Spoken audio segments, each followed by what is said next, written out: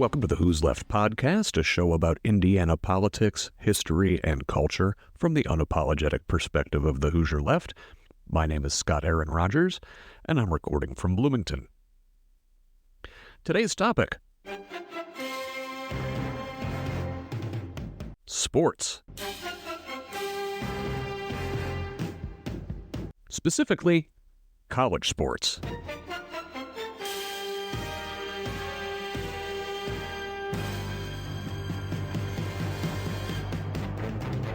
Now, why is a leftist political podcast talking about sports?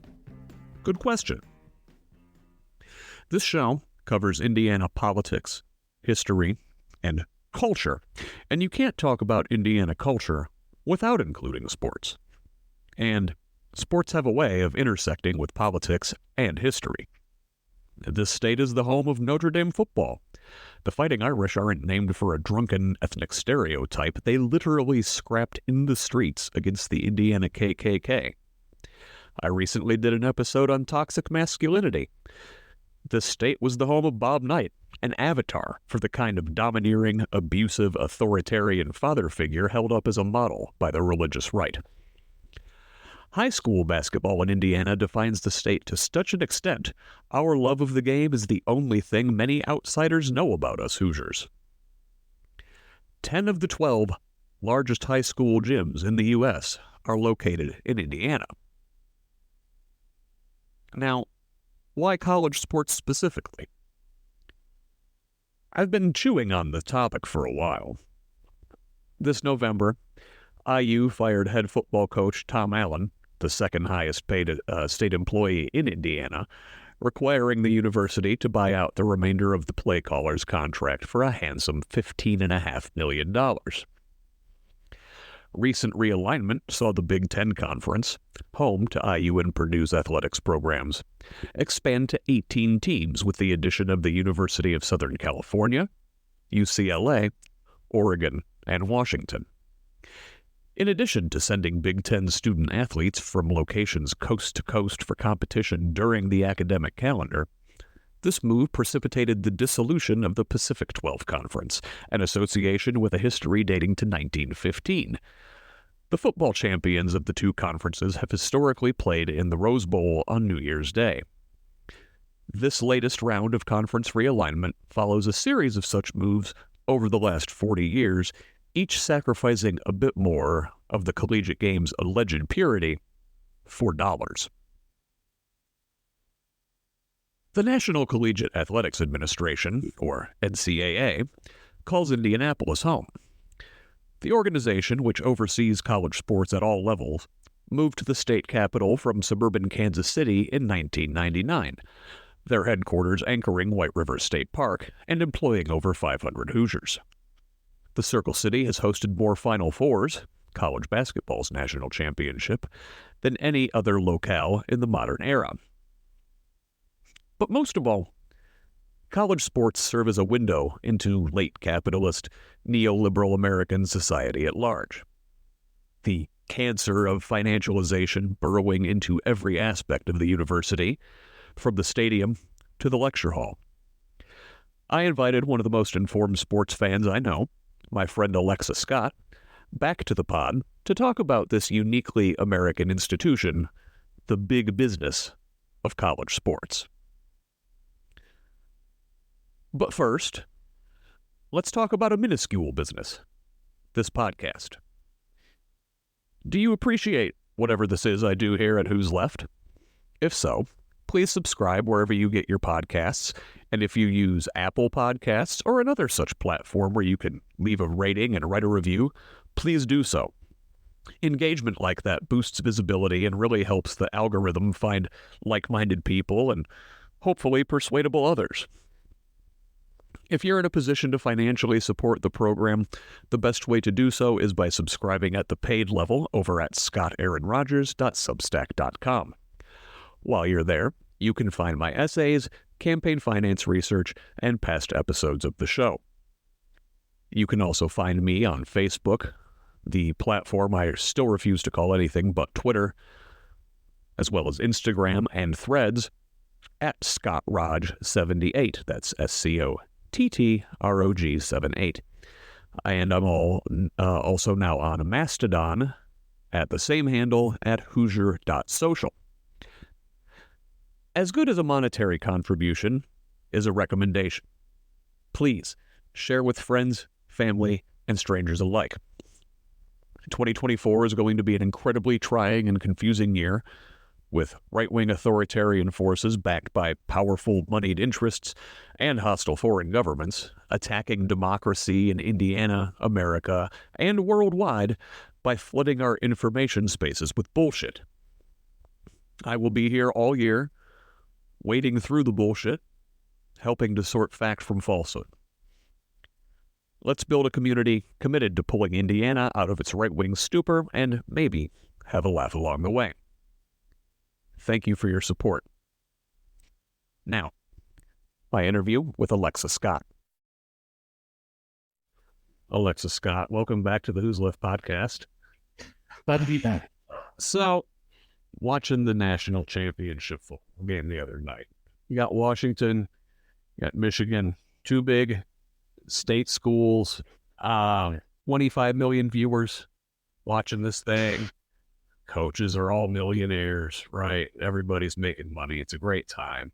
The more I watch sports, particularly college sports, and I wrote a little bit about this last year around Super Bowl time, I don't know, the older I get, the more it feels gross, especially the exploitation in college sports. You know what I'm saying? Sure. Do you not think it's a little better now that there's NIL and perhaps more of like a momentum towards paying players like actual salaries? You know what? I do think in that regard things have improved, and I've got a lot of great stats and quotes as far as NIL, and I think I want to work toward that.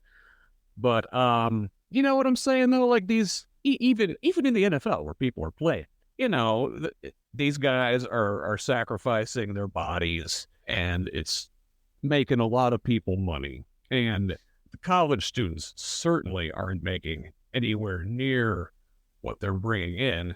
And you could argue that pro football players aren't getting no compensation either. Yeah. If you look at it, but at least we're talking about grown ass legal contracts here, and union representation. So, you feel me? You feel me? Yeah, no, absolutely. I mean, yeah, it's always been. I've been a big fan of college sports for a long time now, but it's always been sort of moral compromise I've had to make the whole time. Well, it's not right, but I'm having fun, so let's not think about it.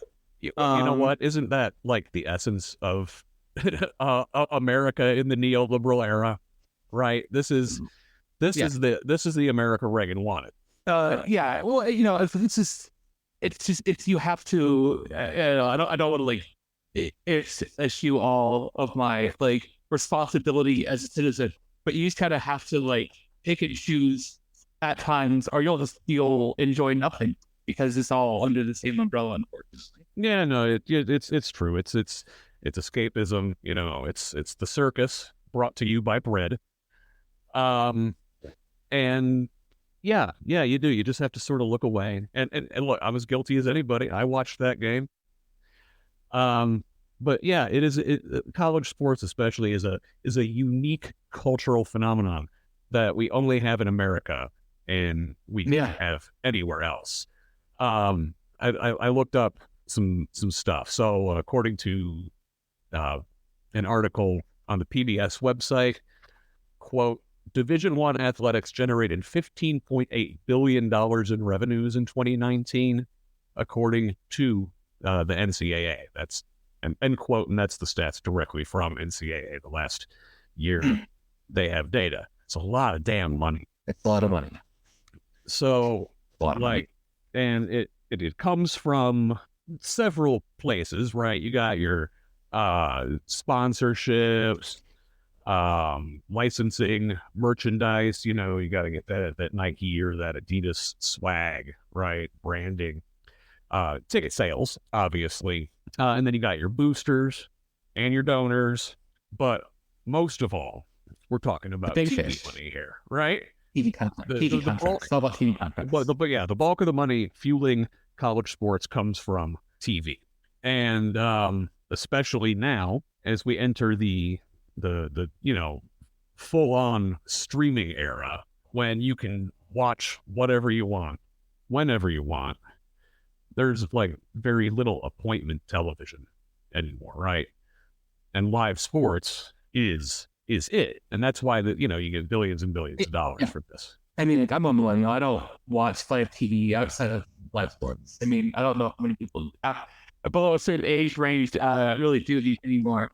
And so I guess that leaves like a certain sort of like emphasis on live sports for like television providers, and the NCAA knows this. At least the member conferences do, for sure. Sure. Well, and I'm glad you mentioned the member conferences, because they're essentially the ones steering the ship anymore. The NCAA, which headquartered in Indianapolis, right? Where this is a Hoosier show. We're not just dicking around. Proud.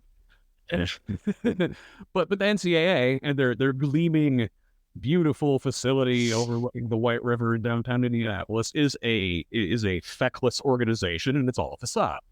The real drivers here are the conferences, and I think this requires a small history of the monetization of college sports real quick. Again, especially football, because that's the real money driver. Basketball, some, football, most. So yeah, that's what it used to be back in the good old days. When you had the rabbit ears on your TV, and there were only 3 channels, right? The NCAA controlled which game, singular, was shown on TV every week, and as cable became a thing in the late 70s and early 80s, all these channels needed some inventory, and live sports, right, always draws eyeballs.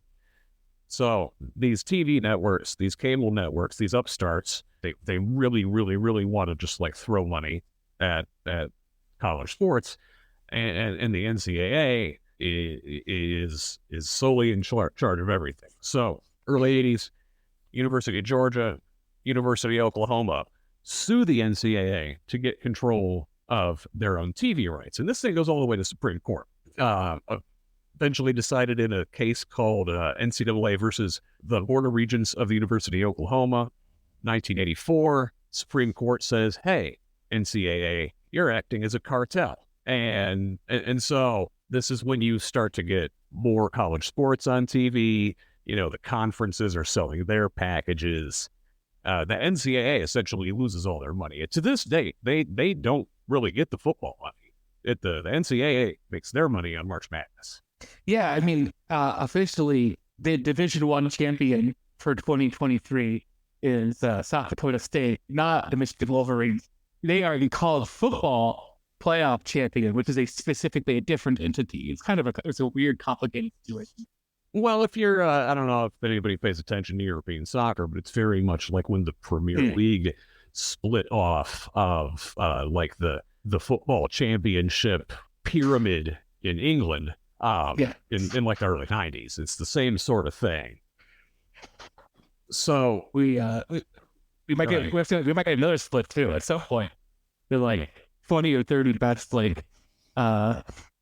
best programs. Be why don't we? Ohio State should be why are we subsidizing Indiana? Why are we subsidizing Purdue? It might just split off and join some new super league with the SEC. But they're not going to be nostalgic for our candy stripe basketball warm-ups. It's going to come down to cold hard cash. Absolutely. And the amount of cold hard cash we're talking about here is some $16 billion a year. So according to that same PBS article, of the $15.8 billion in revenues that went to the NCAA's Division I athletics enterprise in 2019, only $2.9 billion, that's 18.2%, was returned to athletes in the form of athletic scholarships and 1% on medical treatment and insurance protections. In contrast, 35% was spent on administrative and coach compensation and 18% on lavish facilities. And what goes to college athletes is distributed among men's and women's teams in many other Division I sports, such as track, lacrosse, field hockey, swimming, and wrestling, that do not generate the same revenues as football or men's basketball. A recent player-level analysis finds that the existing restrictions on paying college athletes effectively transfers resources away from students who are more likely to be Black and more likely to come from poor neighborhoods toward students who are more likely to be white and come from higher income neighborhoods, end quote. Right? So this is young Black kids. Yeah. Their uncompensated labor is largely fueling this entire endeavor that is college sports, right? Yes. Like, it's kind of gross and plantation-y when you zoom out and look at it that way. Yeah, no, well, I don't think that, like, that is the inherent goal of some of these people, at least some of them. It is, like, it is what happens. It is, like, it is the end result of this, like, this, like, exploitation of labor. And I think it's, it's something we see in other, like, sectors, but it just, it just looks so much worse given the history of Black athletes playing sports. And so, it's not just like our elected leaders are, looking over there and tisking the entire operation, right? Like they're absolutely complicit in the entire thing with controlling university funding and 80% of states in this country, the highest paid state employee is a college head coach. Like, is that not insane? It's it's insane that they're considered like state employees. I'll say that. Like it is. Well, it is technically the part of the state retirement fund. Yes. They pay into it just like that. They get the same representation. If you want to split hairs, it's kind of iffy, but technically they are state employees. Yeah. That's the first thing I thought when I saw that, like that kind of map of like highest paid state employee by state. I'm like, because those aren't technically state employees, aren't they? The highest paid state employee in the state of Indiana is Matt Painter, the head basketball coach at Purdue. Oh, is that Matt Painter now? As an IU grad. It was like Archie Miller for some time. We dropped the ball there.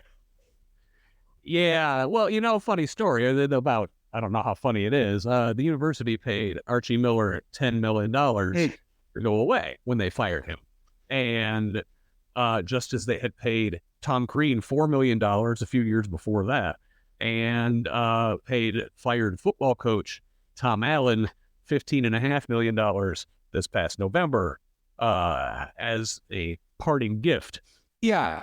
Those numbers were definitely like eye-opening and like kind of it's kind of almost enraging to some degree. But I whenever this comes up, I always like to bring up that these for like coaching contracts, those usually come from like the mega donors that kind of like the rich people who kind of like shepherd the program unofficially from the outside. They usually are the ones who the university will pass around like the little thing, like the little dish you have at like church. And like you put your money into it. Yes, the collection jar up in the luxury boxes at the stadium. Yes, and that's fine. Well, it's public sponsorships, shared professor. Yes.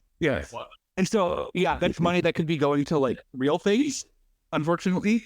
But at the very least, that's not coming directly from your tuition. That is at least coming from private donors. It's it at least looks a little better.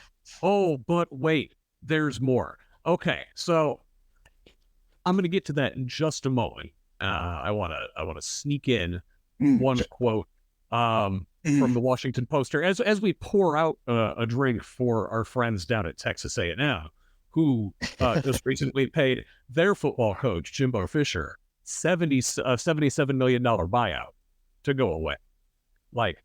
That guy's agent right there, fucking champ. Oh yeah, dude. The donor, I had like the donors at Texas A&M are very proud about how much money that they can waste on coaching contracts. Oh yeah, it's that it's Texas almost like oil money, right? they got that oil money. Yeah, that's right. Well, you know, like, that might be fine down at Texas, but like according to the Post, quote, rising administrative and support staff pay is one of the biggest reasons otherwise profitable or self-sufficient athletic departments run deficits. According to a Post review of thousands of pages of financial records from athletic departments at 48 schools in the 5 wealthiest conferences of college sports, in a decade, the non-coaching payrolls at the schools combined rose $454 million to $767 million, a 69% jump. So it's not just coaches, it's not just buyouts. Like, they've got a massive undertaking here. These are like huge, essentially professional sports programs, right? it is not cheap to run a football program. No, and it is. well, There's a lot of money. There's a lot of money everywhere. but surely people love football, right? It is a money-making endeavor. You spend money to make money. Well, to quote former actually IU coach and College Game Day host Lee Corso, not so fast, my friend, because in 2019, only 25 of the 130 FBS schools, and that's, you know, your top division, right? Only 25 of the 130 had positive net revenues, right? So a very small percentage of programs are actually breaking even or making money. The median school had an $18.8 million deficit. And even like down at lower levels, like, you know, you mentioned South Dakota State, you know, at the FCS, the second division level, or, you know, other Division I schools that don't have top level football, right? Even those programs are running debt like $14.5 million every year. So who covers that difference, right? Maybe a school like IU, sponsors, right? You got the Simons, you got Ned Fow down there with cock oil and whatnot, right? And the RV guys up in Elkhart. That might work here, but in other places, that money gets transferred over from the general fund, so taxpayers, or from student fees. Yeah, you might wonder, why would they do this? It seems like it is inherently illogical, and maybe it is. But their usual rationale goes along the lines of, even if we're not winning championships or we're not turning a profit per se, the notoriety, the fame, the prestige that comes with having a football program just in general is something that makes the president look good, makes the school look good, and it's a huge recruitment thing. And now, money-wise, I don't know if that always bears out. Like, I don't know if the enrollment you gain from having a football program justifies having it in the first place. But that is at least a calculus they're trying. Alexa, I remember I had a class. Can you put a price on school spirit? I mean, you're not gonna like my answer. I mean, if I would say my attachment to Indiana athletics played a big role in my eventual decision to attend the university. I'm not saying it's the only reason, but having pretty much everyone in my family had gone to the university, and it's just like that sort of like fear you share with your friends and family is like intoxicating. Absolutely. It's just like a sweet little taste of that us versus them thing that like the Trumpist fascists are really into, except like, you know, a tame and sort of healthy redirection of that energy. I mean, speak for yourself. I have a very unhealthy animus towards Purdue. But, college sports, keeping people from doing fascism since like 1896. And okay, I get it. Like, I get the attachment, but like, I don't know if student fees need to be paying for like $100 million training centers and like a sauna and like weight rooms that are better than like anything the Jacksonville Jaguars, like an NFL team, could afford. You know, they got mini golf, they got laser tag, they got like top flight, you know, they got barber shops and shit, right? I read an article in the Fort Worth Business Press, and they quote a guy, Gerald Gertie, who is the president of the Drake Group, and he says, quote, "This is all about pandering to the fantasies of 18-year-olds. It has nothing whatsoever to do with the mission of a university. What's probably next down the line is a floating river attraction. Why don't we have a roller coaster? It's embarrassing that we're even discussing this." End quote. Agree? Disagree? Yeah, I mean, it looks bad, right? I mean, it's especially whether, you know, a lot of us is like student athlete only, right? There's only for like the athletes of that particular program. It's not even like, so you kind of like paying for it as like a student through your bursar, but like not actually being able to like enjoy the facilities that should theoretically be for the whole school. So I mean, yeah, it's kind of hard to justify. You know, the way I think about like all the like the you know the facilities and all the stuff they use to like lure in the you know the top elite recruits and whatnot. It's like when your boss throws you a pizza party instead of giving you a raise. Like, okay, don't get me wrong, this stuff is great, but like these guys could be getting a fair share of the $16 billion in revenue that they're bringing in, right? And you brought up a great term, student athlete. It's the NCAA's favorite term. They invented it. It was not a thing until like the 1950s. It's a complete contrivance. So I guess, you know, the NCAA, like it is again, it used to be a completely, you know, feckless, empty facade of an organization until you get a guy called Walter Bauer in there, or sorry, Walter Byers in there in the 1950s, and you know to clamp down on things after the point shaving scandal and to CCNY and at Kentucky and a football scandal, William and Mary, right? This guy comes in to kick ass, and he's like, "All right, no more of this, you know, gambling." No more of these under-the-table payments and ringers and sham classes and grade fixing and all that stuff that was prevalent in college sports, like from the beginning, right? And he cracks down and invents the amateur model of college sports that has persisted to this day. But really, it's to avoid liability or it's to avoid paying these kids. Here's a quote from The Atlantic. Quote, "The term student athlete was deliberately ambiguous. College players were not students at play, which might understate their athletic obligations, nor were they just athletes in college, which might imply they were professionals. That they were high-performance athletes meant they could be forgiven for not meeting the academic standards of their peers. That they were students meant they did not have to be compensated, ever, for anything more than the cost of their studies. Student athlete became the NCAA's signature term, repeated constantly in and out of courtrooms." And you've seen the squishy, you know, feel good commercials when you watch a college, you know, event, right? You know, it's all this student. Do what makes you all misty, right? X% of athletes go pro in something other than sports. Yeah, exactly. Kyle Hornsby is a heart surgeon, Alexa. How is the NCAA not the most beneficent thing that has ever existed? You know, how could you argue? That's you know, that's what the kids call anecdotal evidence, right? Yeah. They like to put up this lovely front, and every time they're confronted in court, you know, they hide behind the student athlete label. But yeah, lately they've been having a lot harder time hiding, right? Do you remember, well, you're probably too young to remember Ed O'Bannon. Do you know who Ed O'Bannon is? Star of the 1995 UCLA men's national championship team? Well, I know him for something. I only know him for his name from this court case you're about to mention. I don't remember. I'm too young to remember that.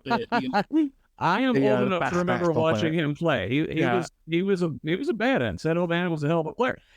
His brother Charles was on that same team. They always show the Tyus Edney running down the floor, makes the last second layup against Missouri. I vividly remember busting my bracket that year. But Ed O'Bannon was also featured on the cover of like the NCAA college sport or, college basketball video game one year without even knowing he was going to be featured on the cover one year. Like, no compensation, for his name, image, and likeness, nothing. So he and a bunch of other former student athletes sued. And this case made it up to the Supreme Court. And in 2014, O'Bannon versus the NCAA was decided. And so what happened is the Supreme Court sort of gave the NCAA a slap on the wrist. And so they opened up additional benefits to players like, education-related things like, you could buy a guy a computer or a desk or plane tickets to go study in Europe for a semester, right? But not cash payments. Okay, still illegal, right? Never. All right. Okay. Oh, sorry, Supreme Court. Look here.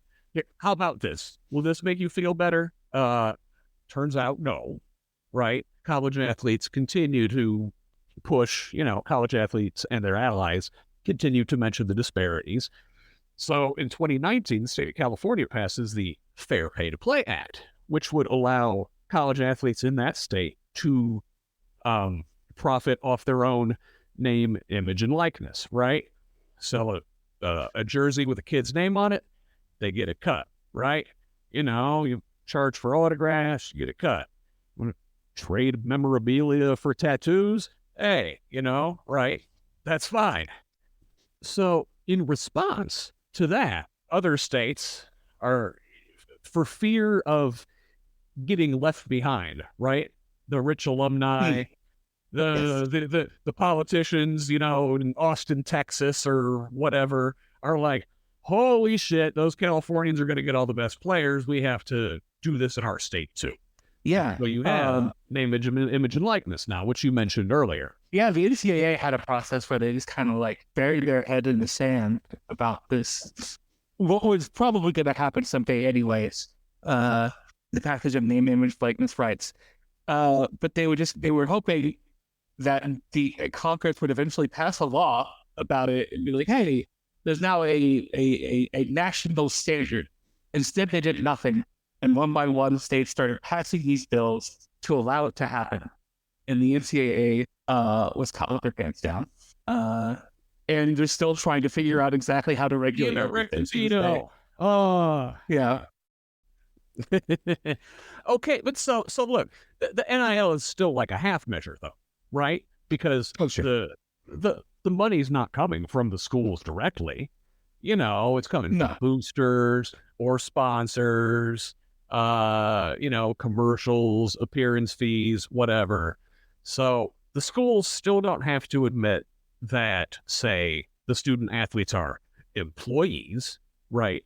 The entire model is kind of broken, and it continues to be litigated. In 2021, the NCAA versus Alston blew up any credibility the NCAA had.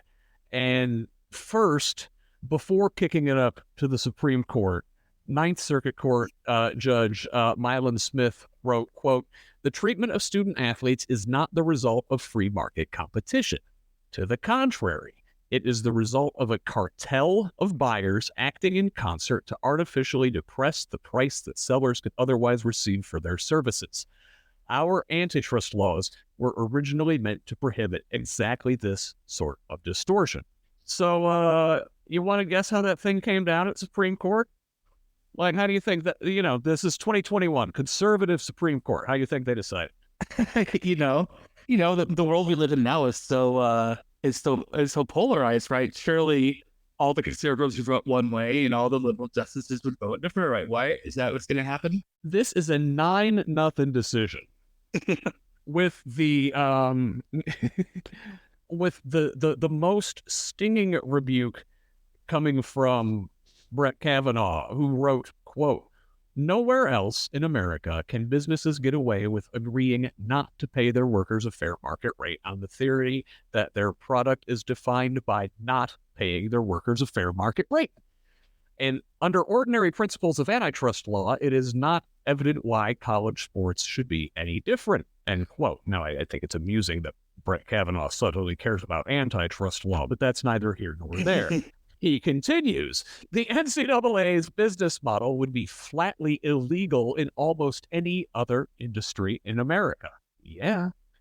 And he gives a great example, quote, "All of the restaurants in a region cannot come together to cut cooks' wages on the theory that customers prefer to eat food from low-paid cooks. Law firms cannot conspire to cabin lawyers' salaries in the name of providing legal services out of the love of the law. Hospitals cannot agree to cap nurses' income in order to create a purer form of helping the sick. News organizations cannot join forces to curtail pay to reporters to preserve a tradition of public-minded journalism. Movie studios cannot collude to slash benefits to camera crews to kindle a spirit of amateurism in Hollywood," end quote. Like, bird. It is, you can't get the left and the right to agree on anything. But if there's one person we all hate, it's not even COVID. We can't even agree on COVID, but we can all come together to agree to hate the NCAA. And that's kind of magical in some way. You know, it's unfortunate in a way because I feel like the NCAA makes a great straw man for like bureaucracy in general. And as like, Sure. as someone on the left who believes in government and a good, well-functioning bureaucracy and, you know, run by competent experts with resources, like, I want things like the NCAA to succeed, but my God, man, they suck. Oh, yeah. I think like if conservatives are just like there's like a sort of mind of thinking. It's just like, oh, we let the free market, we let the conferences decide, and that's the true way to that's the way of the future. That seems kind of troubling. That's something that I think that actually would go for as like a political like argument. Yeah, well, you know what? My favorite part of the Kavanaugh's response is this quote. Like he go like full comrade here. Comrade Brett Kavanaugh. Quote, "Schools and student athletes could potentially engage in collective bargaining or seek some other negotiated agreement to provide student athletes a fairer share of the revenues that they generate for their colleges, akin to how professional football and basketball players have negotiated for a share of league revenues," end quote. That sounds like a union, bro. Like, that is Brett Kavanaugh advocating for the college athletes to be employees with union representation? Yeah, I mean, it sounds like it. My only quibble is instead of like a share of the profits, they should just get the profit. But that's just my opinion. Well, I mean, yeah, they're supporting a lot of useless, assistant to the assistant video coordinator, right? Or administrator for compliance to make sure the administrator for compliance is complying. There's a lot of like hard-working 60-hour-a-week coaches and assistants. Yeah, I'd also like to see them get the money too. I think it's the people who are actually like providing the labor on and off the field who should get the money, and not the the rich people in the private universities. I don't see the Ivy League's football contract bringing in the big bucks, right? No. Yeah, it's not for like love of team. We're talking about high level, essentially professional athletes. Look, they have plenty of things they could bargain over, right? Like the amount of control coaches and athletic programs have over these athletes is like insane. And like not even for the scholarship athletes, right? Like if you want to say, okay, well, the scholarship athletes are compensated in the form of free education or whatever, right? Well, even the walk-ons have to submit to like every aspect of their lives being run by their coach. I mean, we're talking 60-hour weeks for some of these kids. And that's just football-related stuff, right? In addition to their academics, which is supposed to be the reason they're in college in the first place, right? But, you know, their class schedule fits around their athletic schedule, not the other way around. Like these kids do weight checks every day. You got to have hydration checks. You got people calling you in class, say, hey, take a picture, prove to me you're there. You know, if you're traveling with the team, you can't meet a friend for coffee in the town you're staying in. They've got summer workouts that are technically voluntary, but if you don't show up, you know, you're not going to play. Yeah, you want to make the team. Yeah.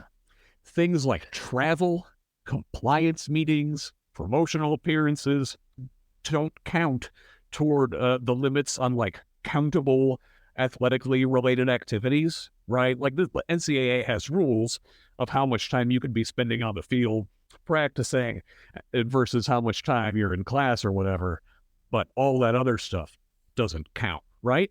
Players with union representation could bargain over those things. So there have been hints at this, right? Like there have been hints at player unionization.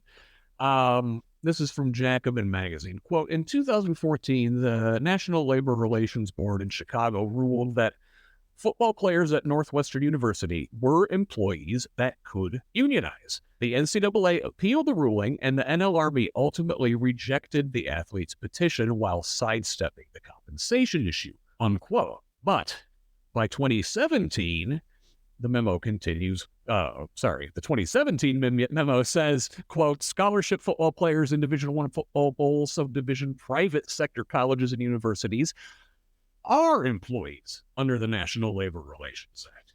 So that is the Obama era NLRB, right? Says, yes, scholarship football players at private schools are employees, okay? Because of union laws and things like that for state employees, right? State schools were not subject to this ruling, which it turned out didn't matter because Trump's NLRB turned right around and rescinded the entire thing, right? Shocker. But in 2021, quote, NLRB General Counsel Jennifer Abruzzo issued a memorandum asserting that athletes at private universities are employees with the right to negotiate and unionize. The updated guidance also states that it's illegal for schools to retaliate against athletes who organize and that institutions could be targeted by the NLRB if they continue to use the term student athlete, end quote. And while that ruling, like the previous one, only applies to private schools, the memo does go on to further state, quote, similarly situated players at academic institutions, unquote, anywhere, right, are also employees. This that definitely seems potentially could be a big deal. It definitely seems to be like a turning of the tide. Well, I mean, it's been hanging away for some time, I think, but I think people in general are coming around to the idea that these are obviously like laborers, people working playing for these teams, and they deserve to be compensated thusly. I think, thankfully, we as a society have come around, or at least beginning to come around to this. And that's been enlightening. I mean, that's been heartening to see.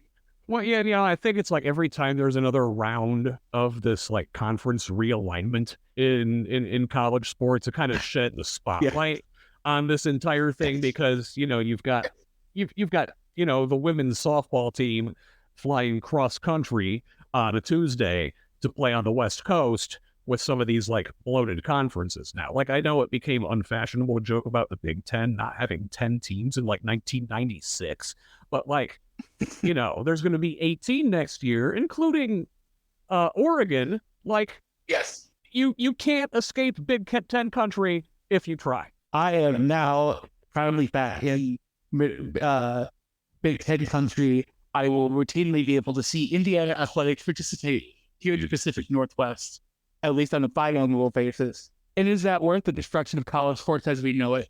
Who can say? But you know, it's one thing for like football teams to do this because you do it once a week, and like if you're the Cal at Stanford, new members of the Atlantic Coast Conference, they have that thing like right. four East Coast teams next year, so that's like doable, I think. But it's gonna really hurt if you're like a softball player, if you are a track athlete, if you are any of these other sports that do not have like the convenient, like limited schedule of like a football team. Yeah, you want to fly And it's the football team who, Eugene to Piscataway on a Thursday? Like, no, no one does impossible. ever. It's the idea that this is like that it was ever about academics is becoming even more laughably like absurd. No, and I mean, look, we always kind of knew it was sort of gross, but the more money that pours in, right, the more college sports sort of get away from the like regional rivalries from like when you hopped on a train to go to a game, that's what these conferences were. Yeah, no, it is just, it's a shameless money grab. And you said it, it's the ruination of college sports, and it dovetails completely with like the neoliberal era and Reaganism and the monetization of everything, and that that idiom taking over the whole country, right? The thing about I just want to get into this real quick. The destruction of the Pac-12 is that it's going to kill like these like century-old like rivalries, and who loses? The fans lose. Mm-hmm. I think the sport itself, even if you're not a fan of one of these schools, is gonna hurt in the years to come. The only people who benefit are the people who run the universities, and they will only benefit in the short term, because that is how the capitalist mindset like forces you to act. Yes. Fuck everything. Fuck history. Fuck planning. I'm worried about next quarter's numbers, Bill. I need to show a profit. I need to show growth. We all lose, except for a few people, and even then, I don't know who's to say how much they really have in the long run, anyways. The prolific author Cory Doctorow invented the term Enshittification, and I think it sums up what's happening to college sports and college in general very nicely, right? Because the financialization of the university doesn't stop at the stadium, right? It doesn't stop at the arena. It goes to the administrative offices, right? It goes to the dorm rooms. It goes everywhere, right? Here's a great bit from the Chronicle of Higher Education. Well, capitalist production had entered a new phase, many collective members argued, where the generation of knowledge and the production of knowledge workers have replaced the manufacturing of physical commodities as the driver of the economy. In this new cognitive capitalism, control of the university in material as well as ideological terms would become as crucial and contested as control of the factory floor had been to the earlier labor movement, end quote. And I don't know if you pay attention to what's been happening recently with the president of Harvard and Penn and MIT getting dragged into Congress about some trumped up shit about anti-Semitism on campus. Like, do you know the name Christopher Rufo? I actually do not. Okay, this dangerous little fascist fuck works out of Florida. He's like a former, scholar or whatever at the Manhattan Institute, which is a Koch-funded organization, right? This guy essentially manufactured the whole critical race theory scare and the whole DEI scare out of thin air. Yeah. Like he's a skilled right-wing reactionary propagandist. And he is sort of leading the attack on not just higher education. I mean, I'm talking about, elementary schools and stuff. All the book bans, same guy. So yes, colleges and universities have always been an ideological battleground, right? Yes. And doesn't it always go back to Reagan, right? It always goes back to Reagan. It sounds like, it always, I don't know how true it is, but it definitely feels like whenever I've learned the history of anything, he's like the original sin of our country in a way. And obviously, you should probably argue it's slavery, but in some ways, in modern American look, politics, in recent history, like in the current era, right? Absolutely. Yeah. And it's not like Reagan is the original sin. Like Reagan it was a very useful front man for, big oil and gas, big finance, and like the evangelical right, Like, I think all those historical figures, he's more of a stem of a movement than he was like the deciding, omnipresent individual. Reagan spent his entire career selling capitalism as the greatest fucking thing in the world to people, right? He was a pitch man for GE and like Chesterfield and everything, back in the day. He was a front man. He was selling neoliberalism to the American public, right? But like, why college education? And like, one of his advisors back in the California days, Roger Freeman, gives away the game, saying, quote, "We are in danger of producing an educated proletariat. That's dynamite. We have to be selective on who we allow to go to college. If not, we will have a large number of highly trained and unemployed people. That's what happened in Germany. I saw it happen." End quote. That's not what happened in Germany. But the point about the educated proletariat is the kernel there, because Reagan was governor of California in the late 60s during the student movement, right? The Vietnam War protests, and a lot of those kids were in school for free, right? We used to value higher education in this country and send kids to state schools for little or no money, like investing into your future, like citizens. Can you fucking imagine?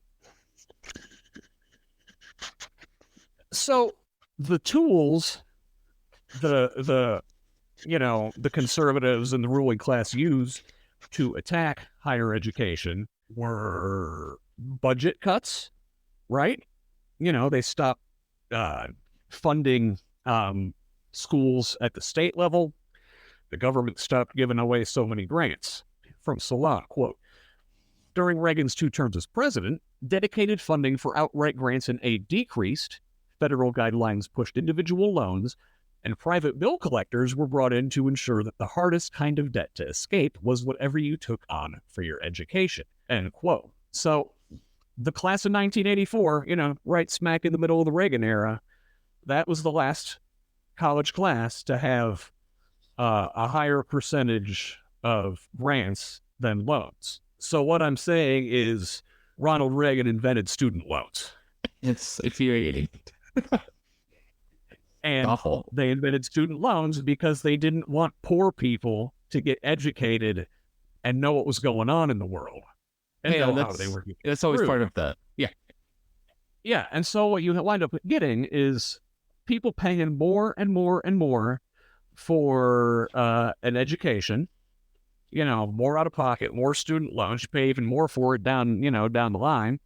And the quality of the education decreases as neoliberalism creeps into the university and hollows things out, right? So at this point, like 75% of professors at universities are not on tenure track, right? And half of classes are taught by part-time adjuncts, right? According to William A. Herbert. Yeah, go ahead.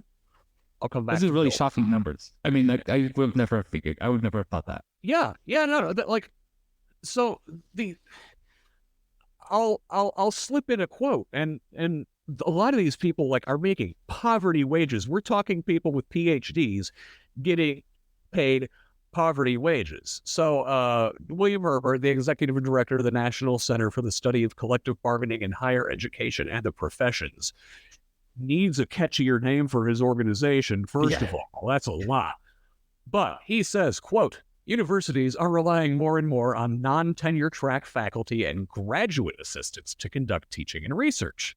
Between 2005 and 2015, for instance, graduate student employee growth was triple the rate of growth of tenure track faculty. It means that there's no long-term obligation to retain someone. So people can either work semester to semester or year by year, but the university does not have to reappoint them. Like, it's the gig economy taking over college, right? Your professor is getting paid like an Uber driver and may actually have to be an Uber driver on the side to survive. I was going to say. And, we mentioned that, like, grad students are taking on a lot of the... I mean, did you have a lot of TAs, teaching your classes when you were in school? I had a couple back in my day.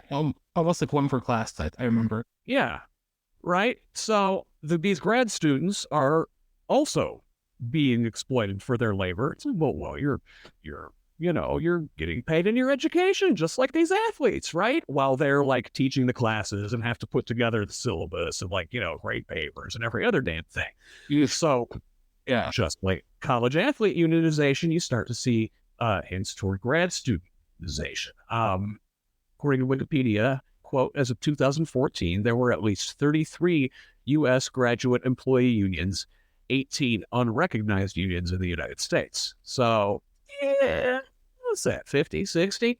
As of 2023, there were at least 156 U.S. graduate student employee unions, end quote. The one here at IU, I don't know if they did go on strike or they almost went on strike, but, they got an official union together and bargained for improved working conditions, right?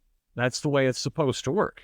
I think the real crime, is that, a college education is becoming less meaningful, right? You don't have the top tier professionals, top tier professors teaching classes anymore. You just have exploited, grad students and adjuncts, right?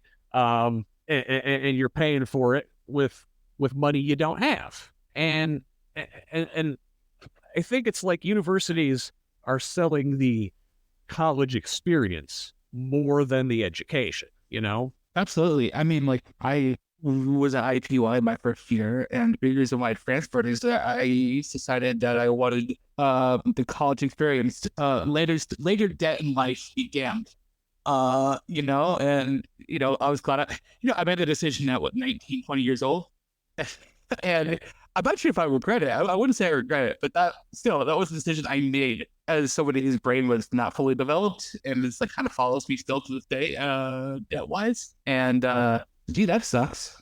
Hey, ain't that America, right? No, it's like it's you're not paying for your education. You're paying for a professional sports franchise / nightclub that also features guest speakers and networking opportunities, right? And there's a participation trophy at the end that you have to have if you want to go anywhere in the world afterwards. Yeah, no, for a large number of the classes, there was nothing more prestigious about the classes I took in Bloomington versus the ones I did in Indianapolis. They just were on campus, the big IU campus. That was the big difference. It really wasn't the quality of the classes. What am I saying? It's academics has become part of the overall experience, right? I found here's a bit from the Daily Beast. Quote, this shift empowers non-academic units, important ones such as athletics, as well as student resident life, silos units, and reduces academics to just one of many competing units. Academics now tend to be outnumbered and their voice diminished when critical decisions are being made, unquote. Right, so you think of the university as having think of it, the university as a corporation, and there's different divisions.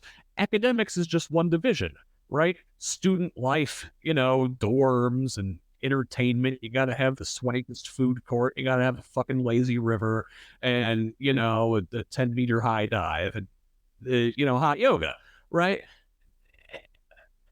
And athletics and, everything else, right? So yeah, the education is competing with other interests. And another quote from that same article: universities professionalized operations in the last generation, driven by trustees who bear fiduciary responsibility and often come from the corporate world, push to find efficiencies and maneuver in a quickly changing market. It is the complete commodification of higher education, right? Yeah. Less of a public good. Exactly. And again, they're selling the experience of college more than the education. To sell the experience, you need to bring in salespeople and people to administer, a management class, right? So this is from Forbes. Quote, between 1976 and 2018, full-time administrators and other professionals employed by those institutions increased by 164 and 452%, respectively. Meanwhile, the number of full-time faculty employed at colleges and universities in the U.S. increased by only 92%, marginally outpacing student enrollment, which grew by 78%. End quote. Right? So why all of this explosion? Right? Quote, there are several reasons, including greater student demand for services, the growing number of accreditors, government regulations, and the natural tendency for administrators to solve most problems with, you guessed it, more administrators, end quote. Right?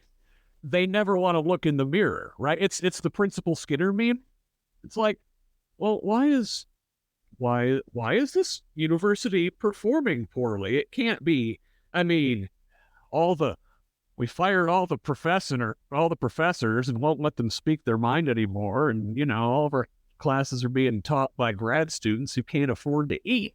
Like, why are our alumni not excelling in the world? We can't be the problem, can we? No. It must be the children, right? It's the children who are wrong. Yes. So, yes, we need to hire a consultant to come in and figure out why and pay them $500,000 to figure it out, right? That's how it works. That's neoliberalism in a nutshell, right? So you got the hollowing out of our institutions as the disease that is big capitalism creeps inside and eats everything, right? You might still have the sample gates out front. You might still have the clock tower, but, the product inside, it's not the same. No. No, it's not. Yeah.